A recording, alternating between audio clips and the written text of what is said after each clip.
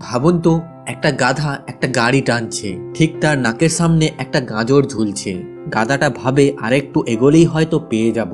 গাজরটা তাকে খাওয়ানোর জন্য নয়, তাকে চালানোর জন্য মালিক তার সামনে রেখেছে। ঠিক একইভাবে আমাদের 90% মানুষের জীবনে ওই গাজরটার নাম হলো মাসিক স্যালারি।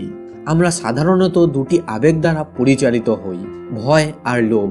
প্রথমে ভয়ের জন্য আমরা দিনরাত অক্লান্ত পরিশ্রম করি, তারপর মাসের শেষে টাকাটা হাতে এলেই ভালো লাইফস্টাইল পাওয়ার লোভে পড়ে যাই। ফলে নতুন ফোন, ভালো বাইক, ভালো গাড়ি, বড় বাড়ি, এই সব কিছুই এক এক করে ইএমআইতে কিনতে থাকি, যার ফলে শুরু হয় র্যাট রেসের।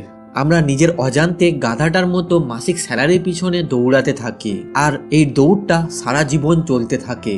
কারণ ঠিক যেমন গাধাটা জানে না গাজরটা তার জন্য নয়, তেমনি আমরাও বুঝতে পারি না স্যালারি আমাদের মুক্ত করার জন্য নয়, আমাদেরকে একই রাস্তায় সারা জীবন চালনা করার জন্য।